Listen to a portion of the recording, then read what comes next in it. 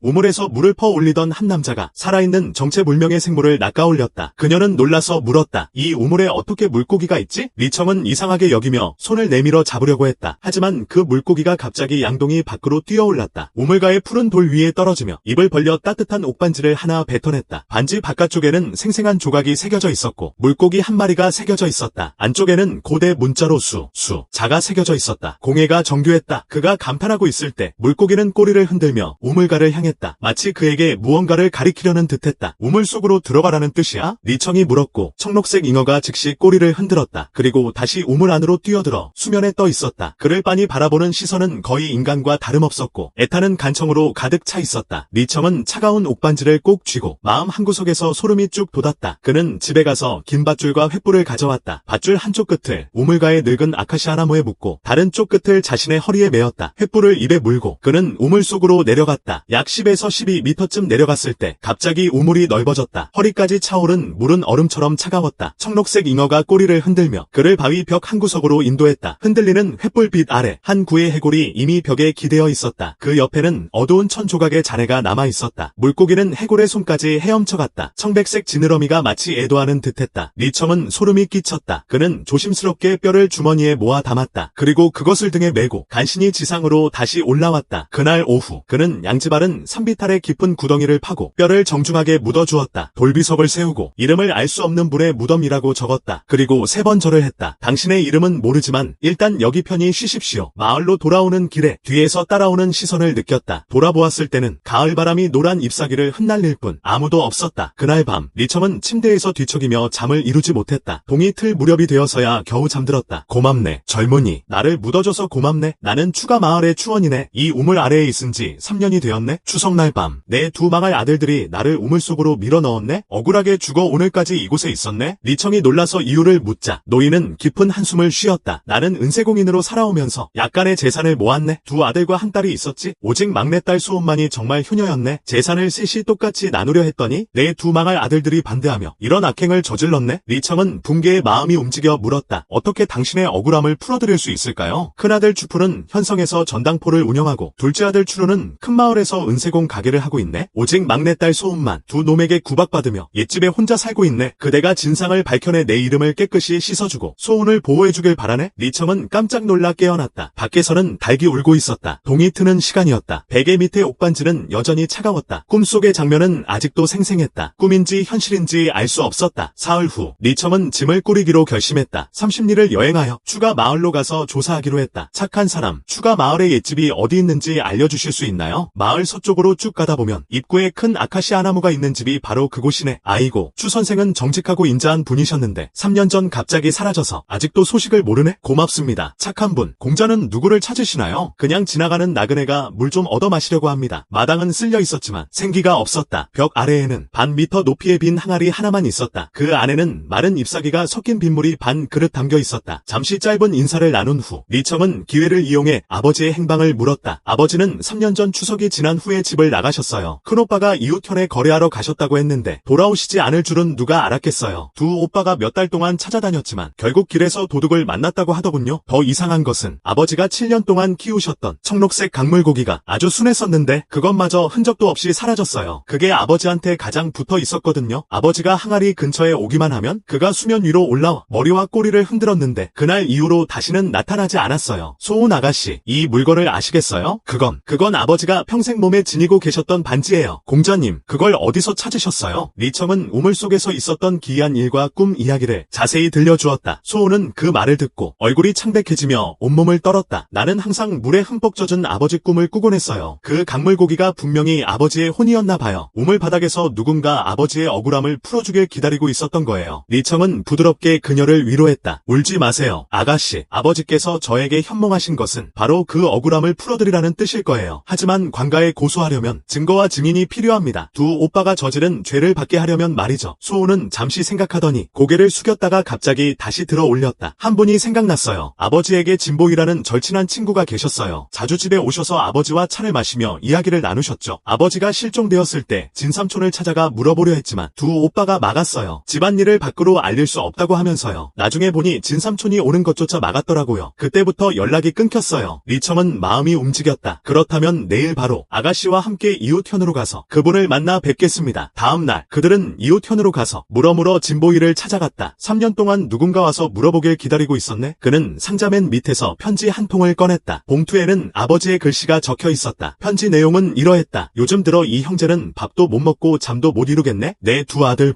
과로 이 끊임없이 재산을 묻고 말 한마디 한마디가 점점 위협적으로 변하네. 그저께는 복이 와서 이때까지 모은 저축이 어디 있는지 묻더니 어제는 록이 와서 만약 내게 무슨 일이 생기면 재산을 어떻게 나눌지 묻더군. 두 놈의 행동이 심히 수상하네.